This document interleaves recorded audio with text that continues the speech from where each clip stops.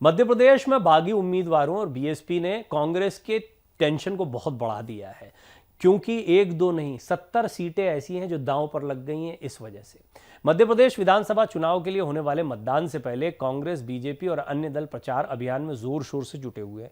लगभग सभी दलों ने अपने अपने उम्मीदवारों का ऐलान कर दिया है। वहीं उम्मीदवारों के ऐलान के बाद बगावत की खबरें भी आ रही हैं, जो राजनीतिक दलों की टेंशन को बढ़ाने का काम कर रही हैं। मध्य प्रदेश में वैसे देखा जाए तो मुख्य मुकाबला सत्ताधारी दल बीजेपी और विपक्षी दल कांग्रेस के बीच नजर आ रहा है, लेकिन कई सीटों पर बागियों ने कांग्रेस की मुश्किलें बढ़ा दी है। जबकि बसपा और गोंडवाना गणतंत्र पार्टी के गठबंधन ने भी कांग्रेस को परेशान कर दिया है, क्योंकि कई सीटों पर यह गठबंधन निर्णायक साबित हो सकता है। मध्य प्रदेश में कांग्रेस लगातार बागियों को मनाने की कोशिश कर रही है, लेकिन कई दिनों की मशक्कत के बावजूद पार्टी बागी उम्मीदवारों को मनाने में सफल नहीं हो पाई है। नामांकन वापस लेने की अंतिम तिथि खत्म होने के बाद पार्टी ने ऐसे 39 नेताओं को 6 साल के लिए निष्कासित कर दिया है। राजनीतिक पंडितों का मानना है कि ये बागी उम्मीदवार कांग्रेस की राह मुश्किल कर सकते हैं।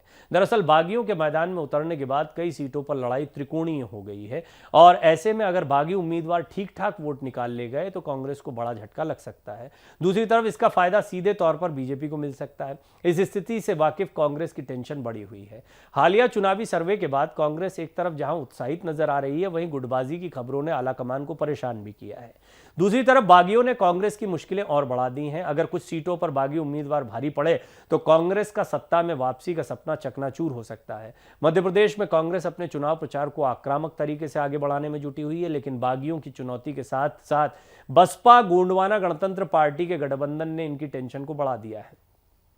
2018 के विधानसभा चुनाव में गोंडवाना गणतंत्र पार्टी ने सपा के साथ गठबंधन में चुनाव लड़ा था, 1 सीट जीती थी, लेकिन तब कांग्रेस को 20 सीटों का नुकसान भी हुआ था। वहीं अब बसपा के चुनाव मैदान में आने के बाद कई सीटों पर समीकरण बदलते नजर आ रहे हैं।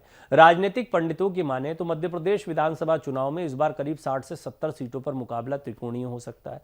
वहीं पिछली बार की बात करें तो 2018 के चुनाव में करीब 55 सीटों पर त्रिकोणीय मुकाबला हुआ था। इनमें से ज्यादातर सीटों पर भाजपा को जीत मिली थी। ऐसे में त्रिकोणीय मुकाबले की संभावना वाली सीटों पर कांग्रेस अपने चुनाव प्रचार को आक्रामक बनाने की तैयारी कर रही है, ताकि उसका मुकाबला सीधा भाजपा से हो। कांग्रेस के कई नेता सीधे तौर पर छोटे दलों की मौजूदगी को खारिज करते रहे, और उनका कहना है कि एमपी में मुख्य मुकाबला बीजेपी और कांग्रेस के बीच ही है।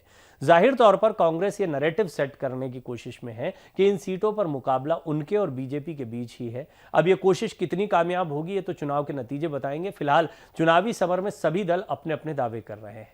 मध्य प्रदेश विधानसभा चुनाव के लिए 17 नवंबर को वोट डाले जाएंगे।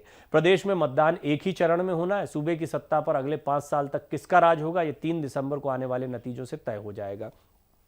बागियों की मदद करने की बात जब गृह मंत्री अमित शाह कहते हैं बीजेपी के नेताओं और कार्यकर्ताओं से, आपने ये रिपोर्ट्स देखी होंगी, तो इससे आप अंदाजा लगा सकते हैं कि कितनी बड़ी चिंता का विषय है। 70 सीटें ऐसी हैं जहां पर बसपा और गोंडवाना गणतंत्र पार्टी का ये जो गठबंधन है, ये समीकरणों को कांग्रेस के लिए बिगाड़ सकता है। जितने ज्यादा दल बीजेपी से इतर खड़े होते, बीजेपी और कांग्रेस के, वो ज्यादातर कांग्रेस को क्यों नुकसान पहुंचा सकते हैं, ये आपके जहन में सवाल आएगा। दरअसल जितने सर्वे हाल के दिनों में आए और जो एंटी इनकम्बेंसी फैक्टर होता है, बीजेपी को जिस तरह आक्रामक रणनीति अपनानी पड़ी, ये सारी चीजें बताती है कि बीजेपी इस बात को भांप गई है कि जनता का मूड इस बार बहुत एक तरफा उनके साथ में नहीं है।